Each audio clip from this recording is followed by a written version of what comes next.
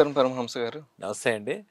Sir ఇంతకుముందు episode చూసుకుంటే మనం గాంధీజీ గారిని మొదటిసారి అంబేద్కర్ గారు కలవడం జరిగింది. సో, మనకి ముందే తెలిసినట్టు అసల ఇద్దరివి దారి ఒకటి కాదని మీరు లాస్ట్ ఎపిసోడ్‌లో చెప్పారు. ఒకరేమో కంప్లీట్‌గా స్వాతంత్రం కోసం ఉద్యమము. ఇంకో ఆయనేమో అంటరానితనం కోసం అంబేద్కర్ గారి ఉద్యమం. సో, వాళ్ళిద్దరి అభిప్రాయం అసలు కలిసాయంటారా? లేదు వాళ్ళిద్దరికి ఏమైనా విభేదాలొచ్చాయంటారా?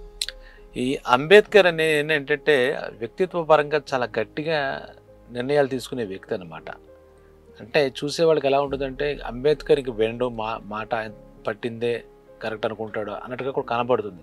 కానీ ఆయన పడ్డ బాధలు గానీ, ఆయన చిన్నప్పటి నుంచి తీసుకున్న నిర్ణయాలు గానీ ఏంటంటే అస్పృశ్యత నివారణ, అలాగే అంటరానితనం యొక్క ఈ నివారణ, దొక్కబడిన పీడిత బాధితుల్ని వాళ్ళందరినీ కూడా ఆయన ఏదో రకంగా ఉద్ధరించాలి, సమానత్వం తీసుకురావాలనే విషయంలోనే ఆయన స్టిక్ అయిపోయారు పాపం. ఆయన పడ్డ బాధల నుంచి, అనుభవాల నుంచి, అవమానాల నుంచి ఆయనలోంచి ఒక ఉద్యమం స్టార్ట్ అయింది. అంతకు మించి వేరే ఏం లేదు. దానికి ఆయన ఏ రకంగా ఓవర్కమ్ అవ్వాలి, తన మహర్ కులస్తులు, దళిత జాతి ప్రజలు వీళ్ళందరినీ ఎలా తీసుకురావాలనే ఏకైక ధ్యేయం అయింది. యాక్చువల్గా చెప్పాలంటే అది ఒక్కటే. తప్ప ఒప్ప ఇంకా పక్కన పెడదాం ఆ విషయాన్ని. సరే, దీంట్లో మరి బ్రిటిష్ ప్రభుత్వం చేతిలో ఉన్నాం మనం. ఇండివిజువల్ పోరు కాదు కదా, మనం మొత్తం బ్రిటిష్ చేతిలో పోరులో ఉన్నాం. ఆ బ్రిటిష్ నుంచి మనకు స్వాతంత్రం కావాలి, ఆ సమస్య పెద్దది. ఇలా ఉన్నప్పుడు దానికి ఆ జాతీయోద్యమానికి గాంధీ గారు ఒక కీలక భూమిగా పోషిస్తున్నారు. వీళ్ళంతా కూడా బ్రిటిష్ వాళ్ళతో సమావేశపడాలి, వాళ్ళతో సమాలోచనలు చేయాలి, సంస్కరణలు చేసుకోవాలి, ఏ రకంగా రక్తపాతం లేకుండా మన భారతదేశానికి స్వతంత్రం తెచ్చుకోవాలనేది గాంధీజీ గారి యొక్క ఆలోచన. ఇవన్నీ జరుగుతుంటే ఎక్కడా కూడా ఏ ఇద్దరి ఆలోచనలు కూడా కలిసినట్టుగా లేదు. మీరు చెప్పినట్టు ఇద్దరు దారులు వేరు.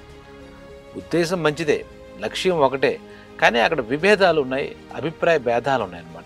సరే, ఇక్కడ మనం చెప్పుకున్నట్టుగా గాంధీ గారు ఆయన ఆఫీస్కి ఇలాగా అస్పృశ్య జనానికి ఈయన ప్రతినిధిగా ఉన్న అంబేద్కర్ రమ్మంటాం, ఆయన వెళ్ళడం, అక్కడ మాట్లాడుకోవాలనుకోవడం జరుగుతుంది.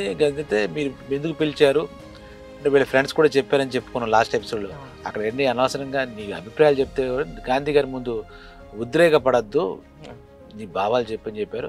ఈయన బుద్ధిగా వెళ్ళాడు. వెళ్ళిన తర్వాత మహాత్మా గాంధీ అక్కడ కూర్చుంటే గాంధీజీని అడుగుతాడు, నన్ను ఎందుకు పిలిచారు, మీరేమో అడగదలుచుకున్నా నన్ను అడగండి, మీరేం చెప్తారు చెప్పండి అన్నాడు గాంధీతో రెస్పెక్ట్గా. ఎందుకంటే ఇద్దరు బారిస్టర్లే.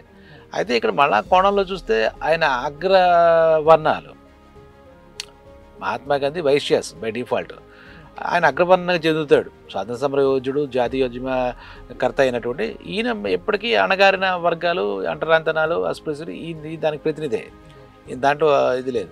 అప్పుడు ఆయన దగ్గరికి వెళ్ళి ఇలా అడిగిన వెంటనే గాంధీజీ అడుగుతాడు, అంబేద్కర్ మీకు నా మీద కానీ మా కాంగ్రెస్ మీద కానీ చాలా వ్యతిరేకత ఉన్నట్టుంది, దానికి మరి మీ కారణాలు మీకుంటాయి, కానీ ఒక విషయం చెప్తాను, మీరు పుట్టక ముందు నుంచే, నా చదువుకునే పాఠశాల రోజుల నుంచే కూడా నేను అస్పృశ్యుల పట్ల నా భావాలు నాకున్నాయి, నా ఆలోచనలు నాకున్నాయి, వాళ్ళకి ఏదో చేయాలన్న తలంపు నాకుంది, వాళ్ళు నేను గుర్తించాను, వాళ్ళ సమస్యను నేను గుర్తించాను, అది మీరు గుర్తుపెట్టుకోండి అంటాడు. ఏంటంటే సంతోషం అంటే మీరు అస్పృశ్యులు అనే వాళ్ళు ఉన్నారు, వాళ్ళు అంటరాంతనంగా బాధపడుతున్న గుర్తించారు, కానీ అది ఫార్మాలిటీగానే మిగిలిన తప్పితే గుర్తించి మీరు చేసింది ఏముంది, దానికోసం ఆ నిర్మూలన కోసం మీరు చేస్తున్నది ఏముంది, ప్రస్తుతం మీరు చేసింది ఏముంది, చేస్తున్నది ఏముంది, ఇప్పటిదాకా మీరు ఈ విధంగా చేశారు అంటున్నారు, నేను దాంట్లో నేనేం కాదన్ను, అస్పృశ్య విధానం మీకు తెలిసింది, సంతోషంగానే ఉంది ఆ విషయంలో అని చెప్పాడు. అప్పుడు ఈయన ఏమన్నాడంటే, అయితే మీరు ఒక మాట వినండి, ఏం చేశారంటున్నారు కదా, మేము 20 లక్షల రూపాయలు మా కాంగ్రెస్ అస్పృశ్యుల జీవన అభివృద్ధికి, వాళ్ళ జీవితంలో మార్పు కోసం మేము ఇచ్చాము, ఆ విషయం మీకు తెలిసినట్టుంది, తెలియదు నాకు తెలియదు, ఇప్పుడు చెప్పండి మీరు, మేమేమి చేయలేదని అంత బ్లైండ్గా మమ్మల్ని ఎలా బ్లేమ్ చేస్తారు అని చెప్పి మళ్ళా గాంధీజీ అడిగాడు. మీరు చేసింది ఏం చేశారు అనేది ఇక్కడ పక్కన పెడితే చాలా వృధా ప్రయాస. మీరు ఇచ్చిన 20 లక్షల వల్ల మా అంటరాని వాళ్ళ జీవితాల్లో ఏమాత్రం మార్పు వచ్చింది మీరు చెప్పండి. బాగా విపరీతమైన మార్పు వచ్చేసింది, శాంతం సమూలంగా మారిపోయింది. దానివల్ల ఇప్పుడు ఇండియా మొత్తంలో అస్పృశ్యత లేదు, అంటరాని వాళ్ళు లేరు, మహర్ కులసులో చాలా సమానత్వం అందని మీరు ఏదైనా చెప్పగలరా? 20 లక్షలు ఇచ్చారు, చాలా గొప్ప విషయం చేశారు అని మళ్ళీ ఈయన కౌంటర్ ఇచ్చాడు. అంటే ఎలా ఉందంటే కౌంటరు మళ్ళీ దానికి ఎన్కౌంటరు, ఇద్దరి మధ్య మాటలా జరిగింది. మరి అంబేద్కర్ మరి నువ్వు ఏం కోరుకుంటున్నావు, నువ్వు ఏం చెప్దాం అనుకుంటున్నావు, నీ భావం కూడా క్లియర్గా ఉంది. ఇప్పుడు మేము అస్పృశ్యుల పట్ల మాకు ఒక సదభిప్రాయం ఉంది, వాళ్ళ అభివృద్ధిని కూడా మేము కోరుకుంటున్నామంటే నువ్వు కాదంటున్నావు, మా విధానాలు తప్పుపడుతున్నావు అన్నాడు. అంటే మీరు ఒక మాట చెప్పండి, మీరు నిజంగా మీలో చిత్తశుద్ధి ఉందా? డైరెక్ట్గా అడిగేశాడు. ఎందుకంటున్నానంటే ఈ మాట, ఇప్పుడు కాంగ్రెస్లో చేర్చుకుంటూ ఉంటారు కదా, ఈ ఉద్యమంలో చేర్చుకుంటారు కదా, ఆ వచ్చినప్పుడు ఈ అస్పృశ్యత తొలగించాలి అని ఒక షరతు పెట్టి మీ అందరికీ ఆమోదయోగ్యమే, అటువంటి వాళ్ళే ఈ కాంగ్రెస్లోకి రండి అని మీరేనా అన్నారా? అస్పృశ్యత తొలగించడం కూడా మా విధానం అని ఒక షరతు పెట్టి కనీసం కాంగ్రెస్లోకి వాలంటీర్గా స్వచ్ఛందంగా వస్తున్న వాళ్ళకి మీరు చెప్పి అప్పుడు తీసుకుంటే మీకు ఎంత బాగుంటుంది. అస్పృశ్యత తొలగింపు అనే ఒక్క మాట మీరు ఎందుకు అనలేకపోతున్నారు? మీ ఇంత తిప్పలు పడుతున్నాం కదా, బాధలు పడుతున్నాం కదా తరతరాల నుంచి, మీరు గుర్తించారంటున్నారు. అలాగే కాకుండా పెద్ద మనసుతో 20 లక్షల రూపాయలు కూడా, ఆ రోజుల్లో 20 లక్షలు అంటే చాలా పెద్ద ఇది కదా, మీరు ఇచ్చారంటున్నారు. కానీ ఏంటండి, ఏం మార్పు వచ్చింది జీవితంలో? అది ఎవరికి అందింది? ఆ సాయం అందడం వల్ల ఏమి అంటరాంతనం మొత్తం పోయిందా, సమూలంగా నాశనం అయిపోయిందా అని ఈయన గట్టిగానే మాట్లాడుతుంటే గాంధీ గారు ఏమంటున్నారంటే, అంబేద్కర్ నువ్వు శాంతంగా విను, మా దృక్పథం ఏంటి అనేది నీకు చెప్తున్నాను తప్పితే ఇప్పుడు మొత్తంగా మారిపోయిందనే మాట నేనేం చెప్పట్లేదు అని సర్ది చెప్పడానికి ప్రయత్నం చేశాడు ఆయన. చేస్తే అప్పుడు ఒక్క మాట చెప్పమంటారా మీరు? ఒక మాట వినండి. ఇప్పటికీ నా ఒక్కడికి ఒక స్వస్థలం అంటూ ఏమి లేదు, జన్మభూమి అనేది లేదు, సొంత ఊరు అనేది లేదు, అలాగే ఎక్కడ పెడితే అక్కడ ఉన్నట్టుగా ఉంది. మాకు ఒక ఉనికి లేదు, ఈ భారతదేశంలో మాకు చెప్పుకోవడానికి ఒక ఉనికి లేదు, స్వస్థలం లేదు అని చెప్పి ఓపెన్ అప్ అయ్యాడు. గాంధీ గారు ఊరడిస్తున్నట్టుగా, ఏదో అంబేద్కర్ని ఓదారుస్తున్నట్టుగా, ఇదే మీ స్వస్థలం అనుకోండి అని ఆయన ఉన్న చోట, ఇదే మీ స్వస్థలం కాదా, ఇదే స్వస్థలం అనుకోండి. ఏం స్వస్థలం అండి? కుక్కల కన్నా, పందుల కన్నా, ఆఖరికి జంతువుల కన్నా హీనంగా మమ్మల్ని ట్రీట్ చేస్తారు. కనీసం ఇక్కడే మిమ్మల్ని మంచిని అడిగితే కూడా ఇస్తారో లేదో తెలియదు. ఇప్పటికీ ఇదే పరిస్థితులు కదా ఇక్కడ పరిస్థితులు. అలాగే నేనే కాదు, ఏ అస్పృశ్యత అనుభవిస్తున్నవాడు కూడా నాకంటూ ఇది ఈ నేల, సొంత నేల, నా స్వస్థలం ఇదని చెప్పుకోలేని దౌర్భాగ్య పరిస్థితుల్లో మేము ఉన్నాము అని చెప్పేశాడు. చెప్పినప్పుడు ఈ గాంధీ గారు ఏమంటే, సరే అంబేద్కర్, మీరు చెప్పేది మీరు చెప్తున్నారు, అంత బాగుంది, మా మీద మీకు ఏ అభిప్రాయం ఉంటే ఉండొచ్చు, ఎందుకంటే మీరు ఏమి కోరుకుంటున్నారు, ఇప్పుడు మీరు ఏం చెప్తున్నారు అంటే, వీళ్ళిద్దరూ కలిసి మరి రెండో సదస్సుకి వెళ్ళాలి కదా.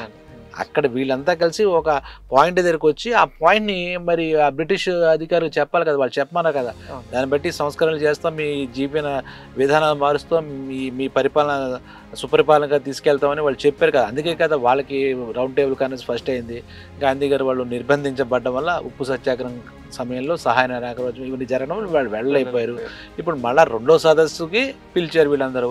ఇక్కడ వెళ్తున్నప్పుడు అప్పుడు మటుకు అంబేద్కర్ చాలా గట్టిగానే ఆయన అభిప్రాయాన్ని, అక్కడ వాళ్ళు పడుతున్న బాధలు, అంటరాని వాళ్ళు పడుతున్న బాధలు అంతా బ్రిటిష్ అంతా దగ్గర ఒక చాటింపు వేసినట్టుగా వేసేసి వచ్చేసాడు. ప్రతి ఒక్కళ్ళకి, బ్రిటిష్ ప్రభుత్వంలో ఉన్నటువంటి ప్రతి అధికారికి, బ్రిటిష్ రాజుతో సహా, ఇందాక మనం చెప్పిన ప్రధానమంత్రి రామ్సే మెక్డొనాల్డ్తో సహా అందరికీ కూడా చెప్పారు.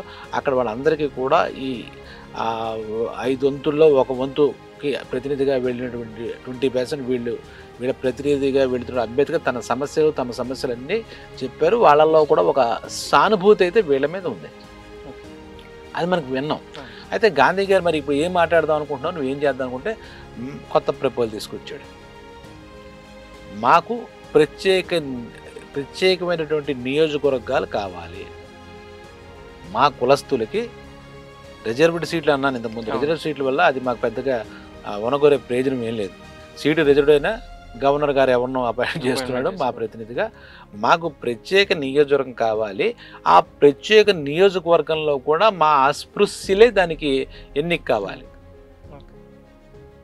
మాకు ప్రత్యేక నియోజకవర్గాలు, అది కూడా ఎలాగట, దామాషా పద్ధతి అంటారు. దామాషా పద్ధతి అంటే కేంద్రంలో ఇప్పుడు మన ఎంపీ సీట్లు, ఎమ్మెల్యే సీట్లు ఎలా ఉంటాయి, కేంద్రంలో అసెంబ్లీలో ఆ సీట్లలో వీళ్ళు ఎంత రేషియో ఉన్నారు. ఇప్పుడు ఇంతకుముందు చెప్పినట్టుగా 1:5 వంతు అన్నాడు కదా, 5 అంటే 20% ఆల్మోస్ట్ అడిగినట్టే. ఆ ప్రోరేటా ప్రకారం మాకు ప్రత్యేక సీట్లు మా వర్గానికి ఇవ్వాల్సిందే. రాజకీయంగా మేము అధికారంలోకి వస్తే కానీ మాకు మార్పు రాదు. మీరంతా ఏదో ఉద్ధరించినట్టుగా ఫీల్ అవుతున్నారు కానీ ఉద్ధరించి చచ్చింది ఏమీ ఇక్కడ లేదు. కాబట్టి ఆ ప్రోరేటా ప్రకారం మాకు ఇచ్చి తీరండి. ఈ ప్రపోజల్నే మేము అడుగుదాం అనుకుంటున్నాము బ్రిటిష్ ప్రభుత్వాన్ని. గాంధీ గారు దీన్ని మీరు ఏ రకంగా మీరు చూస్తారో మీరు చూడండి, మీరు దీని విధంగా మీ అభిప్రాయం మీరు చెప్పండి అన్నాడు. వెంటనే గాంధీ గారు ఏమంటే, అంబేద్కర్ నీ ఆలోచన నేను సమర్థించట్లేదు, నీ ఆలోచన నేను వ్యతిరేకిస్తున్నాను. హిందూ సమాజంలో ఈ అస్పృశ్యులకు ప్రత్యేకమైనటువంటి రిజర్వేషన్ ప్రత్యేకమైనటువంటి రాజకీయ స్థానాలు అనేసరికి హిందువుల నుంచి అస్పృశ్యులను విడగొట్టినట్టుగా విభజన చేసినట్టుగా ఉంటుంది. మన సంఘటిత శక్తి తగ్గిపోతుంది, మనలో మనమే 2 భాగాలు అయిపోయినట్టు ఉంటుంది. హిందువులంతా ఒక్కటే. మీకు ఎవరైతే అస్పృశ్యున్నారో వాళ్ళందరి మీద నాకు సానుభూతి ఉంది. వాళ్ళ జీవిత విధానాలు మారాలనే విషయంలో నేను కూడా గట్టిగానే నమ్ముతున్నాను. ఇంకా మాట్లాడితే కానీ ఇలాగ ప్రత్యేకత అని తీసుకొచ్చి ఆ ప్రత్యేక రాజకీయ సీట్లు కావాలని కోరితే మటుకు ఒక విభజన వచ్చేస్తుంది. దానిని నేను వ్యతిరేకిస్తున్నాను. ఆ విషయాన్ని మేటుకు నేను సమర్థిస్తానని అనుకోవద్దు అంబేద్కర్. హిందువులని ఒక అస్పృశ్యులని ఒక పేరు పెట్టి దాంతో కొంత భాగం విడగొడితే బ్రిటిష్ వాళ్ళ చేతిలో మనం దెబ్బతింటాము. నేను దానిమాట అప్పుడు అన్నాడు ఆ మీటింగ్లో, గాంధీజీ మీ వైఖరి మీది, అంటే మీ ధోరణి మీది, నా ధోరణి నాది, నా వైఖరి నాది. ఇవి ఎక్కడ కలుస్తాయి? నాకు ఇలాగ ప్రత్యేకంగా రాజకీయ అధికారం కావాలి, మేము కూడా రాజకీయ అధికారం వచ్చినప్పుడు మా సమస్యను మేము తీర్చుకుంటాం అని చెప్పడంలో మేము ముందుకు వెళ్తున్నాం బ్రిటిష్ వాళ్ళతో మాట్లాడు. మీరేమో అసలు ఆ ప్రత్యేక రాజకీయ సీట్లు అడగకూడదన్నట్టుగా దానికి వ్యతిరేకమైనట్టుగా మీరు చెప్తున్నారు. ఎక్కడ కలుస్తాయి? నేను బాగుపరుచుకోవడం కోసం నా ప్రజల కోసం, అంటే నా ప్రజలంటే మా మహర్ కులస్తుల కోసం, దళితుల కోసం ఇలా నేను చేయక తప్పట్లేదు. మీరు ఇలా చేస్తే ఈ హిందువుల్లో ఏదో చీలికి వచ్చేస్తుంది, విభజన వచ్చేస్తుంది అని మీరు మొదలుపెట్టారు. ఎక్కడ కలుస్తుంది? దీనికి ఎక్కడ అంతం? మీరు ఒప్పుకోలేరు, నేను ఒప్పుకోలేను. మీరు కరెక్ట్ అవ్వచ్చు, నాది నాకు కరెక్ట్ అవ్వచ్చు. నా అనుభవాల నుంచి, నా ప్రజల బాధల నుంచి నేను ఈ మాట చెప్పగలుగుతున్నాను. మీరు ఓవరాల్గా మీరు ఆలోచించుతూ ఉండొచ్చు అని చెప్పి మీ వైఖరి మీది మా సెలవు, ఇంక నమస్కారం, వెళ్ళొచ్చేస్తానని చెప్పేసి బయటికి వెళ్ళిపోయాడు. అక్కడ ఇద్దరి మధ్య ఏమాత్రం ఒక 1% కూడా పాజిటివ్గా మాట్లాడుకోలేదు. పాజిటివ్గా ఇద్దరి మాట అసలు కుదరనే లేదు, పొంతన కుదరలేదు. ఎక్కడ ఒక చోట పొంతన కుదరాలి కదా, అక్కడ కుదరలేదు అనమాట. వీళ్ళు ఇలాగ ఉన్నాయి. మొత్తానికి ఏంటంటే వీళ్ళిద్దరి మధ్య గాంధీజీ అంబేద్కర్ సిద్ధాంతాల విభేదం అనేది ఆల్మోస్ట్ 1931 సెప్టెంబర్ దాకా ఇలాగే ఎప్పుడు కలిసినా ఏం కలిసి ఏ మాటల్లో ఉన్నాయి. సరే, 2వ రౌండ్ టేబుల్ కాన్ఫరెన్స్, 2వ సదస్సు లండన్లో మళ్ళీ ప్రారంభమైంది.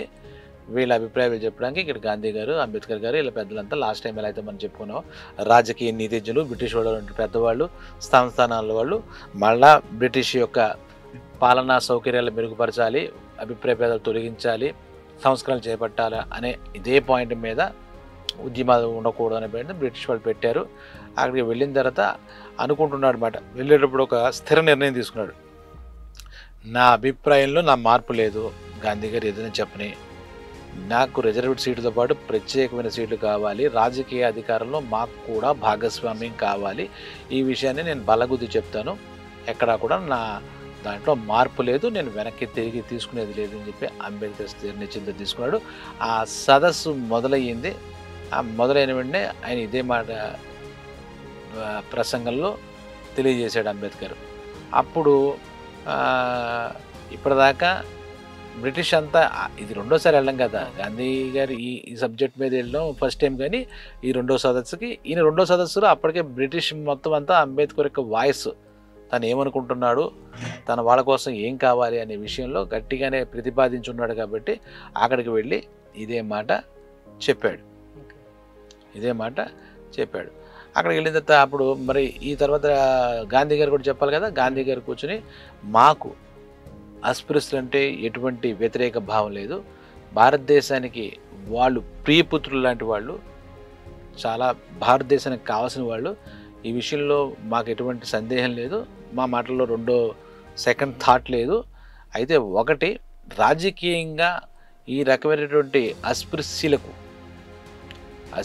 కనుక అవకాశం ఇస్తే గ్రామాల స్థాయి దగ్గర నుంచి కూడా మళ్ళా విభజన వస్తుంది, మళ్ళా విభేదాలు వస్తే విడిపోయే ప్రమాదంగా ఉంది.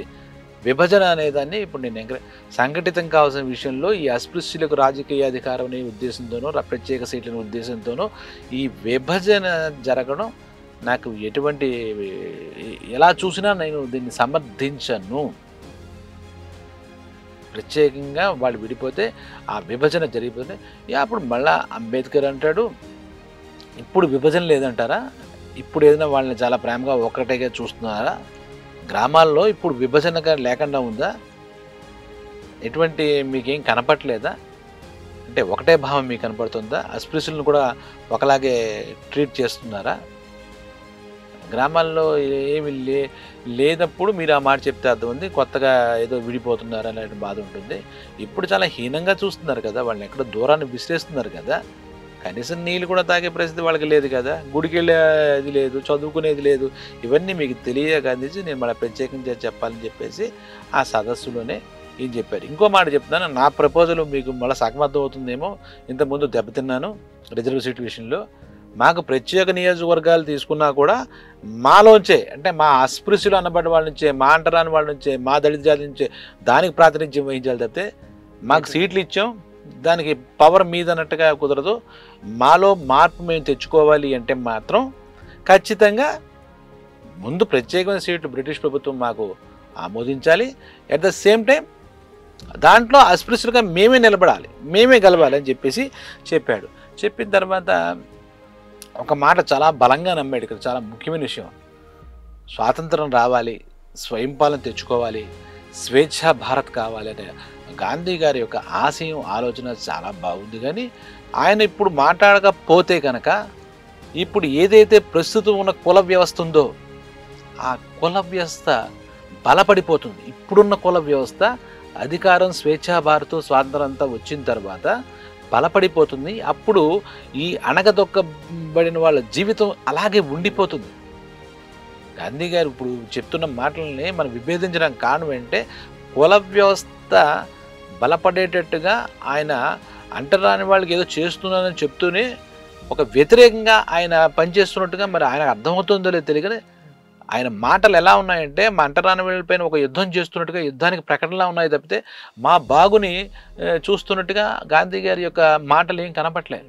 బ్రిటిష్ ప్రభుత్వ సదస్సులో ఆయన చెప్తున్న మాటలు నిజమే, ఆయన స్వాతంత్ర పాలన రావాలి, స్వచ్ఛందంగా మనం అంతా చెయ్యాలి, స్వేచ్ఛా భారత్ రావాలని కోరుకోవడంలో ఆయన చిత్తశుద్ధిని మనం ఏమీ శంకించలేం గాంధీది. కానీ చూస్తుంటే ఇది రాను రాని కుల వ్యవస్థను బలపరిచేటట్టుగానే ఆయన దార్శనికత, అంటే ఆయన ముందు చూపు, ఆయన విజన్ కనపడుతోంది తప్పితే, లేదంటే ఆయన మాటలు మన మీద ఒక యుద్ధాన్ని ప్రకటించే ప్రకటనలా ఉన్నాయి తప్పితే ఎప్పటికీ కూడా అస్పృశ్యుల బతుకు బాగుపడడానికి తీసుకున్న నిర్ణయాల మటుకు కనపడలేదు. దానికి ఆయన అంగీకరించలేకపోతాడు. ఇంకేనంటే ఈ వంకతో మొత్తం నేను హిందువులందరినీ నేను అస్పృశ్యులుగా విభజించి ఇది ఆత్మహత్య సదృశం అవుతుందంటాడు ఆయన. అంటే మనం ఆత్మహత్య చేసుకున్నట్టుగా ఉంటుంది. ఆ రాజకీయంగా ఈ ప్రత్యేక సీట్లు తీసుకుని అంటరాని కనుక ఎవరైతే హిందువులు రెండు తెగలుగా విడిపోవడం అవుతుంది. దాన్ని ఎట్టి పరిస్థితుల్లో నా కంఠంలో ప్రాణం ఉండగా కూడా నేను దీన్ని ఒప్పుకోనంటాడు. అంతగా మాట్లాడతాడు ఆయన మహాత్మా గాంధీ. కనీసం ఆలోచిద్దామని కూడా అనలేదు. ఒక రకంగా ఆయన అన్నమాటే కాంగ్రెస్కు చెల్లుబాటు అవుతుంది. ఆయన కాంగ్రెస్కి మొత్తం మీద ఆయనే కాబట్టి కీలకమైనటువంటి వ్యక్తి. ఆయన మాటే మొత్తం కాంగ్రెస్ అంతా అవలంబిస్తుంది, ఆచరిస్తుంది. ఇంతకుముందు ఈయన 20% ప్రజలని చెప్పాడు కదా, పీడిత వర్గాలు, అనగారి వర్గాలు, మహర్జాతీయులు. దానికి 20% ఈయన ప్రతినిధి. మిగిలిన 80% ఎవరవుతారు? అల్టిమేట్గా గాంధీ. అప్పుడు మెజార్టీ ఎవరికి ఉన్నట్టు అవుతుంది? ఈయన మైనార్టీ కదా, మెజార్టీ ఎవరవుతుంది? కాంగ్రెస్ అందరికీ ఆయన మాటే వేదం, గాంధీజీ మాట వేదం. గాంధీ ఏంటంటే స్వచ్ఛందంగా చేస్తున్నాడు, అన్ని జీవితాన్ని త్యాగం చేసి చేస్తున్నాడు, ప్రజల్లో చైతన్యం చేస్తున్నాడు, ఉద్యమాలు తీసుకొస్తున్నాడు, రకరకాలుగా బ్రిటిష్ వాళ్ళని వణికిస్తున్నాడు తప్పితే ఈయన సమస్య కోసమే తప్పితే ఈయన వణికించింది లేదు, చేసింది లేదు. అల్టిమేట్గా ఆయనకు మెజార్టీ కాంగ్రెస్ అగ్రవర్ణాల ప్రతినిధిగా కనబడుతున్నాడు ఒక రకంగా చెప్పాలంటే. అలాంటి మొత్తం ఇండియాకు ప్రతినిధిగా కనపడుతున్నప్పటికీ ఈయన ఒక్కళ్ళు మళ్ళీ మా దారి మాది, మా బతుకులు బతుకని ఈయన అంటున్నట్టుగా ఒక రకంగా ఈయన మీదే ఈ షేడు పడుతోంది. వాళ్ళకు ఉన్నట్టుగా కనపట్లేదు. ముందు రాని తర్వాత చూసుకుందాను వాళ్ళది. ముందు చెప్పండి తర్వాత ఎలాగో వస్తుంది అంటాడు ఈయన. ఇందులో ఈ పెద్ద లాజిక్ ఏం లేదు, ఎవరిది వాళ్ళది క్లారిటీగా మనకు ఉన్నారు. ఇద్దరు మహానాయకులే, ఇద్దరు మహానుభావులే, అందులో సందేహం లేదు. భారతదేశం కోసం ఇద్దరు కూడా తమ జీవితాలని సంపూర్ణంగా త్యాగం చేసిన వ్యక్తుల్లో వాళ్ళు. ఒకళ్ళ మీద ఒకరికి వ్యక్తిగతమైనటువంటి భేదాలు ఉండడానికి అవకాశం లేదు. ఇద్దరూ బాధపడ్డారు. స్వాతంత్రం లేక కొన్ని అవమానాలు మహాత్మా గాంధీ పడ్డాడు, దెబ్బలు తిన్నాడు, జైలుకి వెళ్ళాడు. అలాగే ఒక వర్గానికి చెందిన అంటరాని వాళ్ళ కోసం ఈయన పడాల్సిన ఎన్ని పడ్డాడు, దెబ్బలు తిన్నాడు. ఈయన ఇద్దరినీ లేవు. అయితే ఆలోచనలో సారూప్యం లేదు అనేది మటుకు మనకు అర్థం ఉంది. ఈయన కోరుకునేది ఈయన కోరుకుంటున్నాడు, ఈయన వర్గం కోసం, ముఖ్యంగా అణగారిన వర్గం కోసం. ఈయన కూడా మొత్తం వర్గం కోసం చేద్దాం, ముందు హిందువులు విడగొట్టద్దు మనం ఈ రకంగానే అని చెప్పేసి ఆయన చెప్తున్నాడు. రెండూ చూస్తే సూక్ష్మంగా ఒకటే, స్థూలంగా మార్పు పొందితే సూక్ష్మంగా వాళ్ళ ఆలోచనలో క్లారిటీ ఉంది. ఇద్దరూ కూడా జనం కోసమే నాయకులు అయ్యారు, జనం కోసమే ఉద్యమం చేపట్టారు. ఏదో వాళ్ళ స్వీయ ప్రయోజనం కోసం ఇద్దరు కూడా ఏమీ చేయలేదు. ఇద్దరు కూడా బారిస్టర్ చదువుకున్నారు, అన్నీ తెలుసు, న్యాయం తెలుసు, జ్ఞాన సంపన్నులు, అందులో ఎటువంటి సందేహం లేదు. మొత్తం అంటే ఇద్దరు కూడా విశ్వమానవులే, ప్రపంచం కోసం ఆలోచించిన వాళ్ళే. ఈ విధంగా ఇలా సాగుతూ ఉందన్నమాట. వీళ్ళు ఇలా మాట్లాడుకున్నారు సదస్సులో, వాళ్ళ అభిప్రాయాలు చెప్పారు. అంబేద్కర్ ఆయన చెప్పాడు, గాంధీ గారు చెప్తున్నారు, ఒప్పుకోను అని ఈయన, ఒప్పుకుంటానని ఆయన. ఏదో మొత్తం మీద ఏదో జరుగుతున్న తర్వాత ఆ బ్రిటిష్ రాజు కొంచెం లాంఛనప్రాయంగా అందరికీ విందిస్తూ ఉంటాడు పార్లమెంట్లో. ఇలా సదస్సులు ఏర్పడినప్పుడు రకరకాల ప్రతినిధులు రకరకాల చోట్ల నుంచి వచ్చినప్పుడు చాలా గ్రాండ్గా ఇస్తారన్నమాట. అంటే దౌత్య సంబంధాలు మెరుగుపడటం కోసం ఇప్పుడు కూడా మనకు విదేశాల నుంచి ఎవరినో వచ్చినా మన పార్లమెంట్లో మోడీ గారు కానీ రాష్ట్రపతి గారు కానీ ఒక ఫార్మాలిటీగా ఒక విందు ఇవ్వడం, అక్కడ అందరూ కలిసి అంటే మీటింగ్లో సదస్సులు ఎలా కూర్చొని సీరియస్గా ఎలా మాట్లాడేసుకుంటుంటారు తప్పితే ఇలాంటి చోట్ల 2 బిస్కెట్లు తినో లేదా ఇంకోటి దగ్గర ఎలా ఉన్నాయి ఏంటి, నీ మాట ఏంటి నా మాట ఏంటి అని మాట్లాడుకోవడం అనేది సర్వసాధారణంగా జరుగుతూ ఉంటుంది అన్నమాట.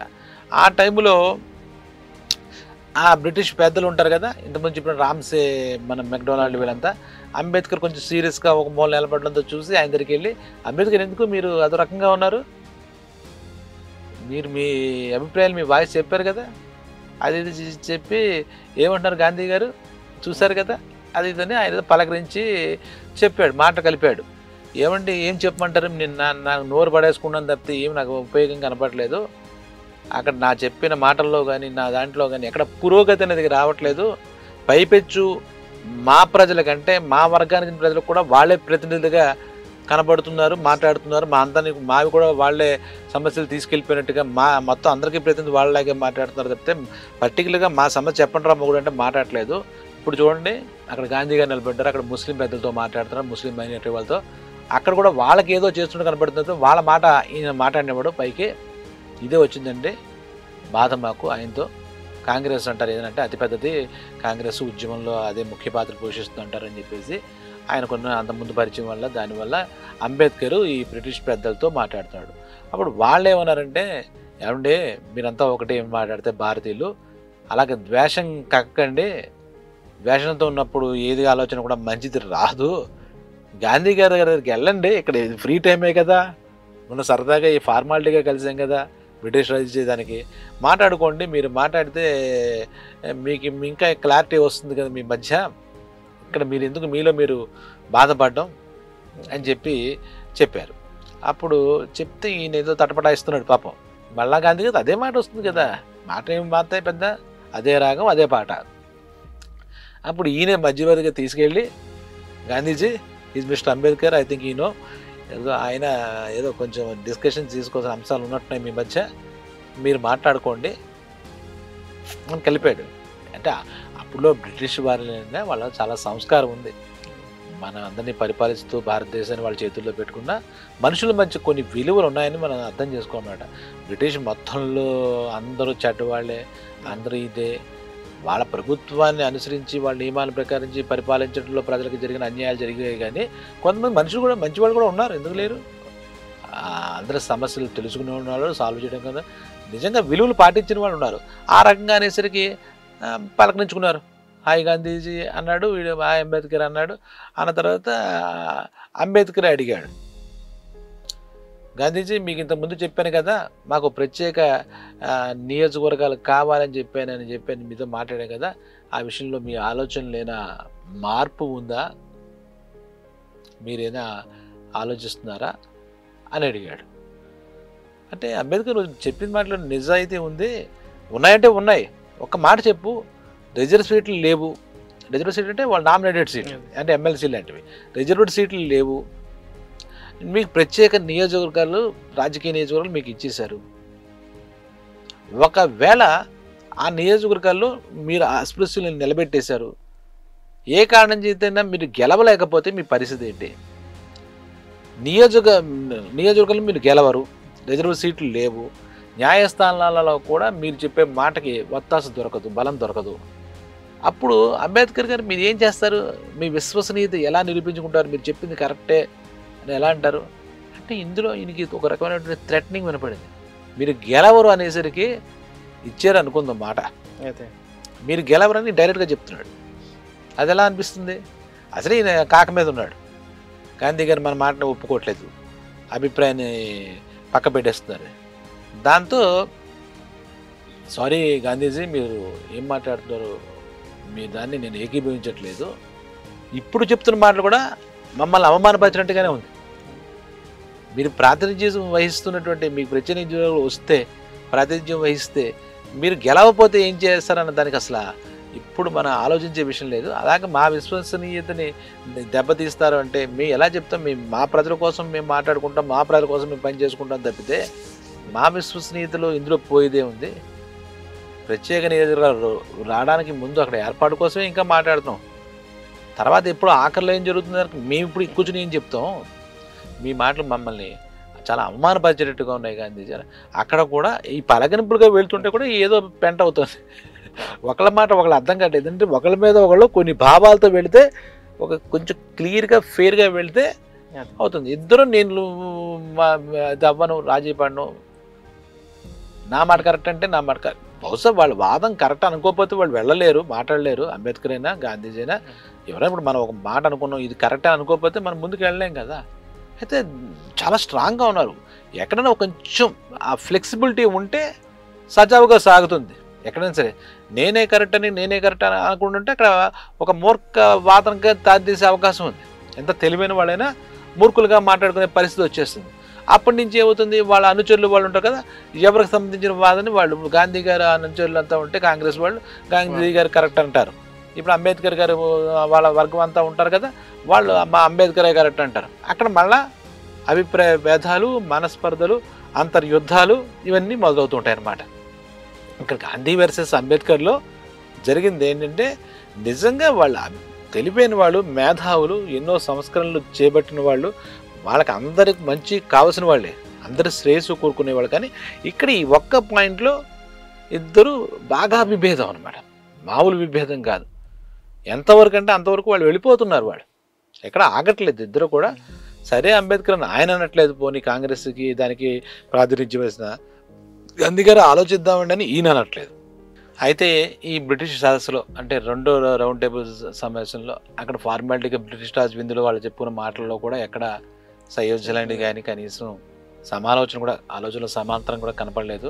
ఇక ఆఖరి దశకు వచ్చింది, ఈ మైనార్టీ వర్గాలకు సంబంధించి ఏదో ఒక నిర్ణయం తీసుకునే దశకు వచ్చినప్పుడు అక్కడ అందరూ మళ్ళీ కూర్చున్నారు కాన్ఫరెన్స్లో.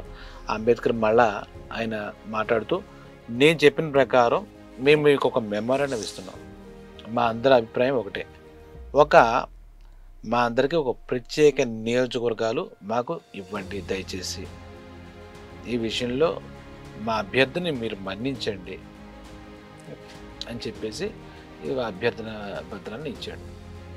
ఇచ్చిన వెంటనే గాంధీ గారు ఆయన వాయిస్ వినిపిస్తూ, ఈ ప్రతిపాదనని, ప్రత్యేక నియోజకవర్గ ప్రతిపాదనకు నేను మద్దతు ఇవ్వడం లేదు, అక్కడ కాన్ఫరెన్స్లోనే నేను వ్యతిరేకిస్తున్నాను. ఒకవేళ ఈ విధంగా అంబేద్కర్ యొక్క డిమాండ్ని వ్యతిరేకిస్తున్నవాడు నేను ఒక్కడినైతే నన్ను ఒక్కడనే తీసుకోండి, కన్సిడర్ చేయండి. అదేవిధంగా ఇది నా జీవితంలో ఇప్పుడు వ్యతిరేకించడం కాదు, మీరు ఎప్పుడు వచ్చి అడిగినా కూడా ఈ ప్రపోజల్ని హిందువుల నుంచి అస్పృశ్యులు రాజకీయ పరంగా వేరవ్వడాన్ని నేను సమర్థించను. నా జీవిత కాలంలో నేను చివరి శ్వాస వరకు కూడా మేమందరం కలిసే ఉంటాం, కలిసే చేస్తాం అనేది నేను చెప్తున్నాను. అంబేద్కరు నేను గౌరవిస్తాను. అంబేద్కరు చాలా విజ్ఞానవంతుడు, తెలివైనవాడు, మేధావి, చదువుకున్నవాడు, గౌరవిస్తాను. అలాగే అంబేద్కర్ సామర్థ్యంపై కూడా నాకు విపరీతమైనటువంటి నమ్మకం ఉంది. అయితే అంబేద్కర్ ఎక్కడ లాక్ అయి ఉంటాడంటే చిన్నప్పుడు అతను జరిగిన అవమానాల వల్ల కొన్నిటికి అలా స్టిక్ అయిపోయాడు. కొన్ని అవి ఆయన యొక్క నిర్ణయాలను వక్రీకరిస్తున్నాయి.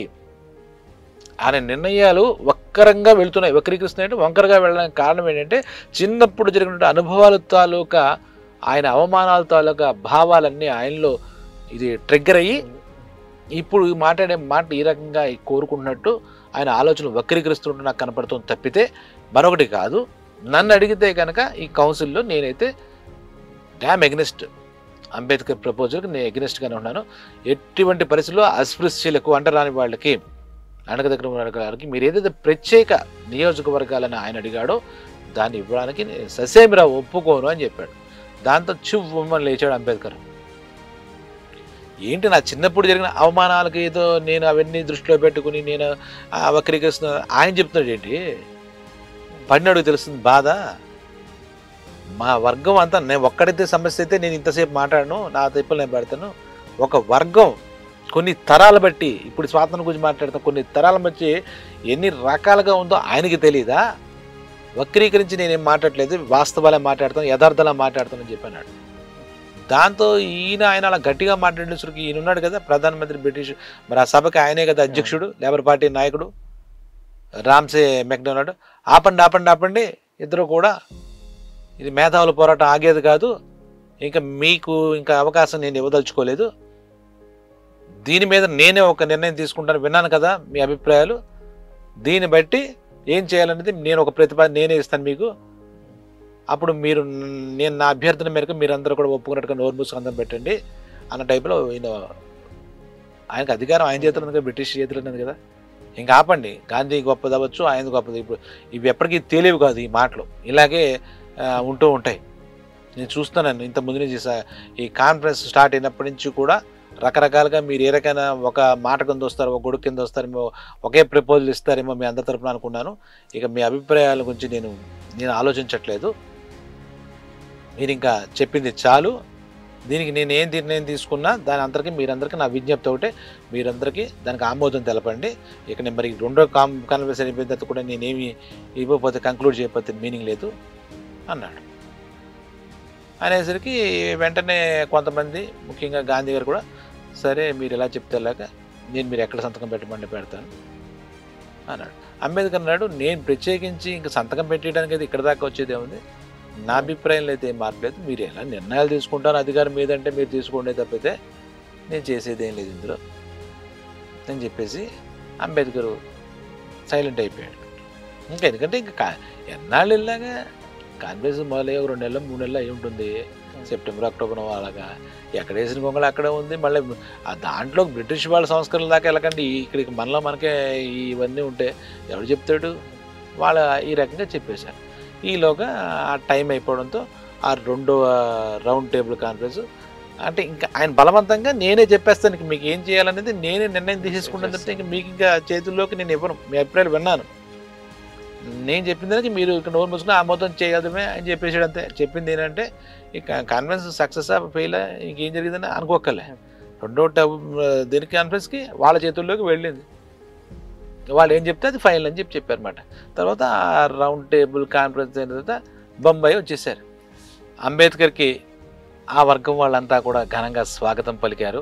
అలాగే గాంధీజీకి కాంగ్రెస్ సంబంధించినటువంటి వాళ్ళంతా కూడా అంటే బ్రిటిష్ వాళ్ళతో 2వ రౌండ్ టేబుల్ దానికి వెళ్ళి వచ్చారు కాబట్టి చాలా ఇదిగా ఘనంగా స్వాగతించారు.